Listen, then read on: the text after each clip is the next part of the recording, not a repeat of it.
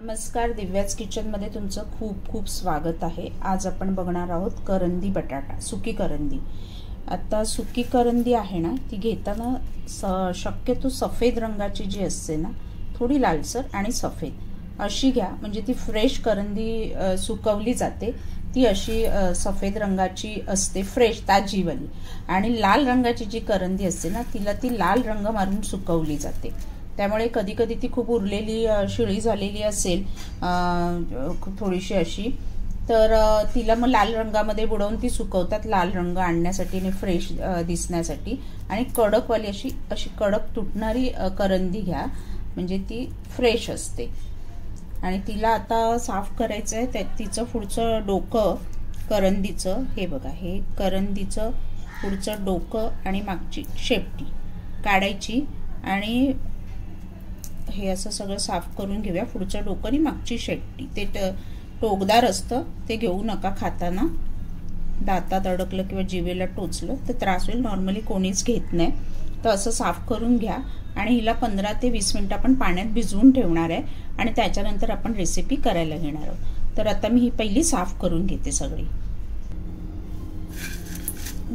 साफ करून झाली आपली। आता 15 ते 20 मिनिटं पाण्यामध्ये तिला सोक करायला ठेवायचे आणि एक 3-4 पाण्यातनं स्वच्छ धुवून काढायचे। मीठ लावलेली असते, वाळूवर सुकवतात, वाळू कचरा रेती असं बऱ्यापैकी त्याच्यामध्ये असते।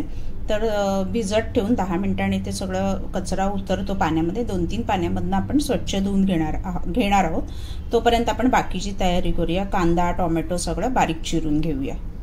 पुढची रेसिपी साहित्य बनवता बनवता मी दाखवते आहे काय काय वापरणार आहे। प्रमाण तुम्ही कमी जास्त तुमच्या अंदाजानुसार घ्या। बटाटे कमी हवे, जास्त हवे, कांदा टोमॅटो, आलं लसूण, एक हिरवी मिरची, 5-6 पाकळ्या लसूण, 1 इंच आलं क्रश करून घेतलंय, कैरी घेतली आंबटपणासाठी अर्धी।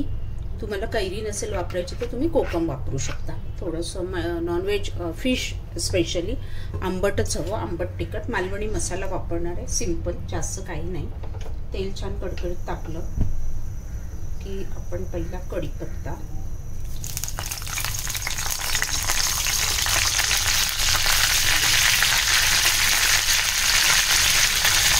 आलं लसूण, 1 हिरवी मिरची तेलामध्ये परतून घेणार आहे आणि नंतर कांदा,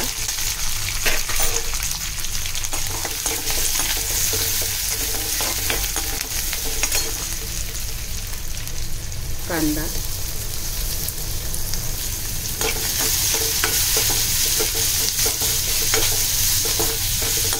थोडा लालसर झाला की टोमॅटो, कैरी, आपण ही कैरी बारीक चिरलेली आधी नाही घालणार आहोत, बटाटे पहिले शिजवून घेणार आहोत आणि नंतर आपण कैरी घालणार आहोत। कारण कैरी जर अगोदर घातली तर आंबटपणामुळे बटाटे शिजणार नाही, कच्ची राहणार। एक टोमॅटो घेतले आणि 2 कांदे बारीक चिरून घेतलेत मी।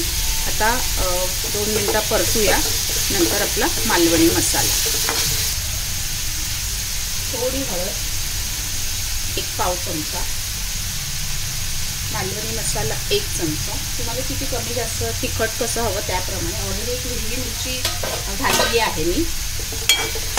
नॉनव्हेज थोडं आंबट तिखटच लागतं। हे छान परतलं, त्याच्यात आपले बटाटे जाणार आणि बटाटे छान शिजवून घ्यायचे आणि नंतर आपण करंदी भिजवलेली आणि कैरी आणि मीठ ॲड करणार आहोत।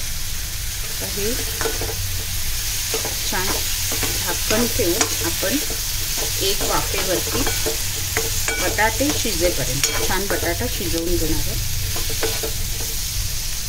मस्त लागतं, करून बघा भाकरी बरोबर किंवा चपाती बरोबर। आता एक वाफ येऊ दे, 2 ते 3 मिनिटं। बटाटा शिजला की आपली पुढची तयारी करणार आपण।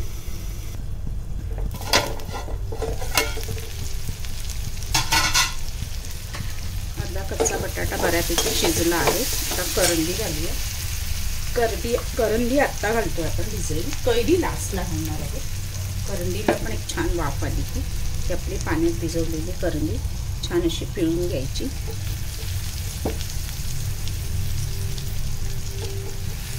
आणि परत छान परतून 1-2 मिनिटं परत झाकण ठेवायचं आणि नंतर आपण मीठ आणि कैरी घालणार आहोत।